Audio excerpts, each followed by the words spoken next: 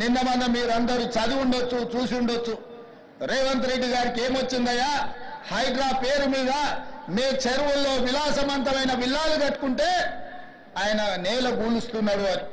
నేను ఒక్క మాట అడగదలుచుకునే వేదిక మీద నుంచి తెలంగాణ ప్రజల్ని, ముఖ్యంగా హైదరాబాద్ నగర వాసులని, 1908లో ఈ మహానగరం మీద వరదలు ఉప్పెనై కమ్మేస్తే వేలాది మంది ప్రాణాలు కోల్పోతే ఆనాటి నిజాం సర్కార్ మోక్షగుండం విశ్వేశ్వరయ్యను ఆర్కిటెక్ట్ గా నియమించి 100 కోట్ల రూపాయల నాడు ఖర్చు పెట్టి ఉస్మాన్ సాగర్, హిమాయత్ సాగర్ ను నిర్మించిండు. అనంతగిరి కొండల నుంచి వచ్చే వరదల్ని నిలువరించిన నీళ్లను ఈ మహానగరానికి తాగునీటి వసతులుగా ఏర్పాటు చేసింది. ఒకనాడు ఎక్కడి నుంచి హైదరాబాద్ నగరానికి తాగునీళ్ళు వచ్చేది కాదు. ఉస్మాన్ సాగర్, హిమాయత్ సాగర్ నుంచే లక్షలాది మంది హైదరాబాద్ బిడ్డలకు తాగడానికి నీళ్లు ఇచ్చారు. హైదరాబాద్ దాహార్తిని తీర్చిన ప్రాజెక్టులు గండిపేట, హిమాయత్ సాగర్. ఇలాంటి ప్రాజెక్టుల చుట్టూత బాగా సంపాదించుకున్న వాళ్ళు, ఆగర్భ శ్రీమంతులు ఫామ్ హౌజులు కట్టుకున్నారు. వాళ్ళు ఫామ్ హౌజులు కట్టుకుంటే మనకు అభ్యంతరం లేదు, వాళ్ళు సంతోషంగా ఉండడమే మనకు కావాల్సింది. కానీ ఆ ఫామ్ హౌజులలో ఉన్న డ్రైనేజ్ కనెక్షన్ లేదు. వాళ్ళ డ్రైనేజ్ తీసుకొచ్చి గండిపేట నీళ్ళలో కలిపిండ్రు.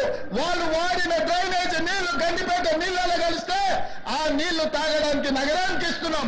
నేను అడుగుతున్న మిత్రులారా, ఇవాళ మీరు చెప్పండి, ఎవరో బల్సిలోడు కట్టుకున్న ఫామ్ హౌస్ డ్రైనేజ్ నీళ్లు గండిపేట తాగి నీళ్ళలో కలుస్తుంటే ఆ నీళ్ళని నగర ప్రజలకు తాగడానికి ఇస్తే ముఖ్యమంత్రిగా నేను వైఫల్యం చెందినట్టు కాదా? ఒక్కసారి ఆలోచన చెయ్యండి.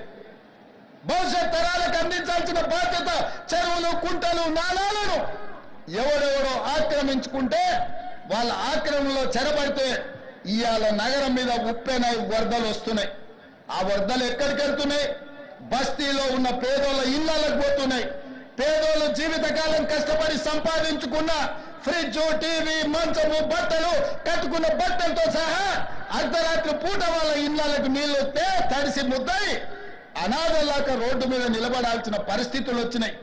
మున్నేరు వాగు పక్కన ఖమ్మంలో అయినా, వరంగల్ జిల్లాలో అయినా, హైదరాబాద్ నగరంలో అయినా, కృష్ణానది ఒడ్డున మునిగే ప్రాంతాలైనా దుర్మార్గులు ఆక్రమించుకున్న చెరువుల వల్లనే ఇవాళ వరదలు వస్తున్నాయి.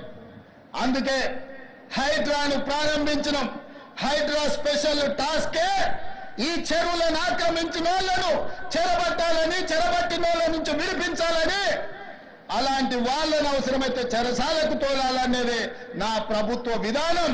అందులో ఎంత గొప్ప వ్యక్తులున్నా, ఎంత మహామహులున్నా వాళ్ళు చెరువులను వదలక తప్పదు.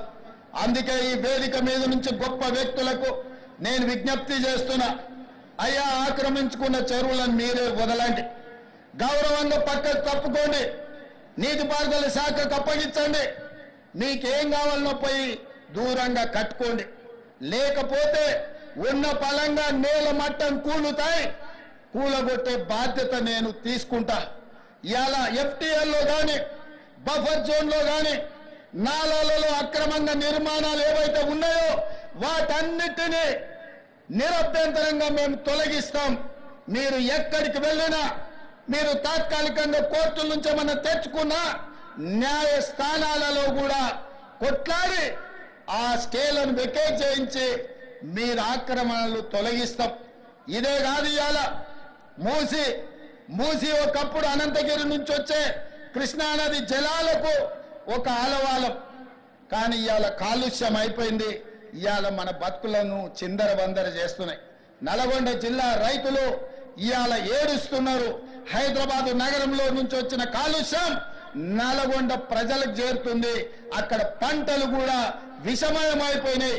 మా కోమటిరెడ్డి వెంకటరెడ్డి గారు పదే నా దృష్టికి తీసుకొచ్చి నల్గొండకు వస్తున్న కాలుష్యాన్ని నియంత్రించండి, మూసిని ప్రక్షాళన చెయ్యండి అని.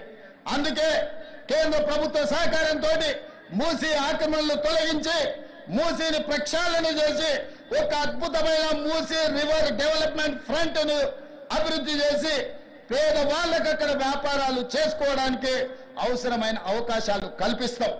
మరి ఇవాళ మూసీ పరివాహక ప్రాంతంలో పేదలు ఆక్రమించుకొని ఉన్నారు. జిల్లాల నుంచి వచ్చి ఇల్లు కట్టుకొని ఉన్నారు. రూపాయి కూడబెట్టి గుడిసెలేసుకొని బ్రతుకుతున్నారు. వాళ్ళ పట్ల మానవత్వంతో వ్యవహరిస్తుంది ప్రభుత్వం. మూసీ నాలలో ఉన్న శాశ్వత నివాసదారులు ఎవరైతే ఉన్నారో వాళ్ళందరికీ డబుల్ బెడ్రూమ్ ఇల్లు ఇచ్చే బాధ్యత ఈ రాష్ట్ర ప్రభుత్వం తీసుకుంటుంది. దాదాపుగా 11,000 మంది అక్కడ ఇల్లు ఉన్నాయి.